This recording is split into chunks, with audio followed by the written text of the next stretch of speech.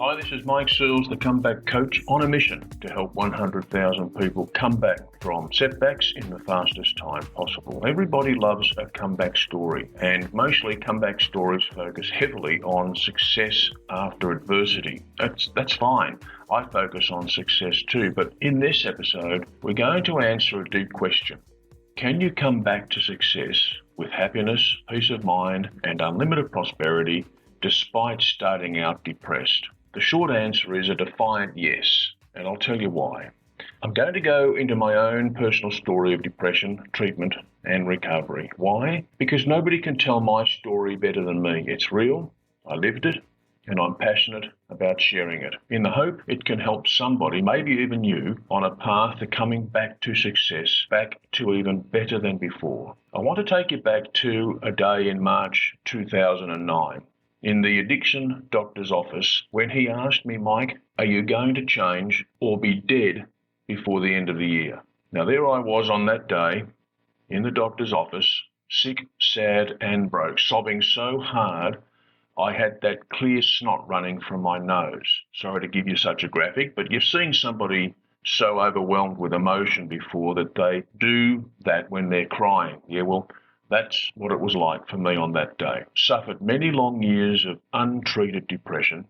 Not the kind of sadness we might have because we wake up one morning and see the sky is grey and it looks like it might rain. No, my depression was profoundly unrelated to any external situation or circumstance. It was literally like I was living with a broken leg that wouldn't heal, except my broken leg was in my brain and not on the end of my hip.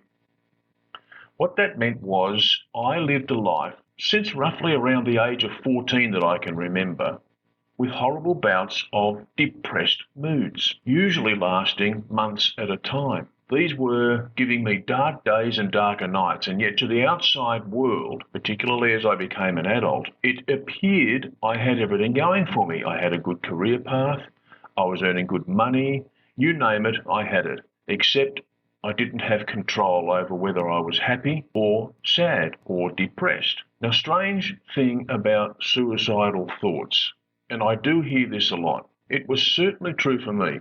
It was never really that I wanted my life to end. It's that I wanted the pain to end. Can you relate to that difference? So between the ages of roughly 18 and 42, I'm now 62, so between the ages of roughly 18 to 42, I had multiple hospital admissions, which meant into psychiatric hospitals and other treatment centres. And to what extent did doctors assess my depression while I was in hospital?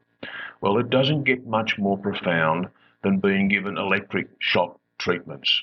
But that, to me, for me, made no difference except giving me temporary amnesia. Here's an important thing to note. I ended up addicted to alcohol and drugs as well. Not because I was an unemployed vagrant looking for a cheap hit in the back alleys of the city. No, I was a well-paid professional who self-medicated with alcohol and drugs while still maintaining, at least what appeared on the surface, a comparatively normal lifestyle. For example, I would head out my front door in the morning wearing a crisp white shirt, silk tie, quality suit, and shoes so highly polished you could see your own reflection. The only thing was, it was all fake.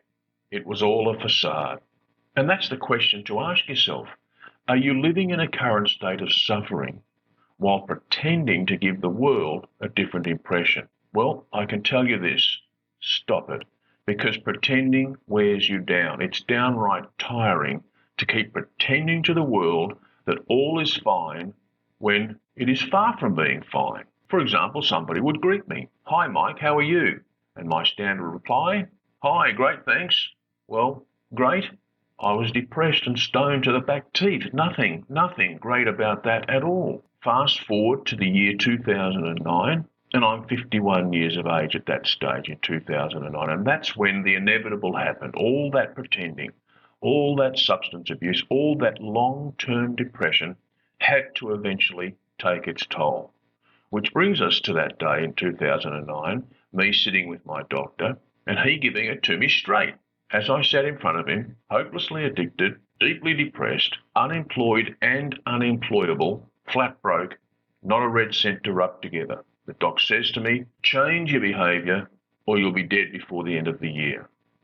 Remember I said earlier that I didn't want to die, I just wanted to feel better, to be happy, to feel like I was one of the normal people. Do you get that? Does that make sense to you? I looked at the doc, I looked him in the eye, through the tears, and I told him I'm ready, because I was ready at that stage. Like never before I was ready. I had hit my rock bottom, and so begun a long and intensive program of treatment and recovery, which included being prescribed antidepressants. It's not the first time over the years that doctors had prescribed me antidepressants, but silly me, I was totally non-compliant, which means I would start taking them and then I'd stop as quickly as I started. I grew up in a generation when to be taking antidepressants was seen as a sign of weakness. I didn't like the idea of taking a pill every day to make me feel right in the head, and yet, what a paradox. I was sticking needles into my body multiple times a day to achieve exactly the same feeling of normality. It's crazy, no pun intended. The doctor prescribed me an antidepressant, and I took it. I won't mention the name of the antidepressant because I don't think that would be appropriate. I can tell you, though, that I started on a 100 milligram daily dose. By around week 3, I started to notice a marked difference. It was sudden, and it was incredibly powerful. Then, each day and every day thereafter, I started to feel better and better. Now, let me be specific so there's no misunderstanding. My depression reduced every day. It was at the 6-month mark or thereabouts that the doctor suggested that we drop the dose back to a maintenance dose of 50 milligrams, half the treatment dose. And then we maintained 50 milligrams a dose every day thereafter. And that's what we did. And this time it was different for me because I was committed to remaining compliant, which means I took that pill every day and never missed a day. The depression didn't just ease, it disappeared. I mean, literally, it went away and it stayed away for good. So from my own experience, I can tell you with hand on heart and 100% conviction, that day in 2009, when the doctor started me on those antidepressant pills, it changed my life. And without any more episodes of suicidal depression, no more alcohol or drugs. I did mention that. From the day in 2009 in that doc's office, I've not picked up a drink or an illegal drug since, not once. I've remained totally clean and sober, and I am so happy and grateful for that. So what does this story really mean then? What it means to me is that I now live free. I'm free of depression, free of self-medicating, free of pretending. Today, all is fine for me, and there is no pretending about it. Coming back from a setback for some people is life-changing.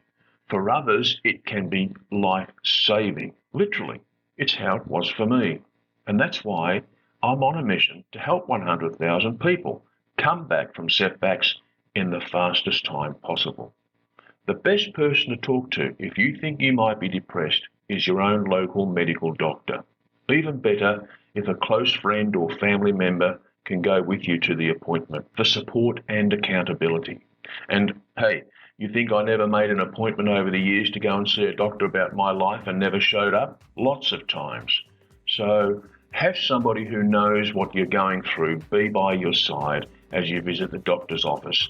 And if your doc suggests a course of treatment, well, that'll be for your call whether you follow through or not. You have to decide on that. It does sound cliche, but I'm going to say it anyway. If I can do it, I know anybody can do it. This is Mike Searles, the comeback coach, on a mission to help 100,000 people come back from setbacks. And thank you for listening.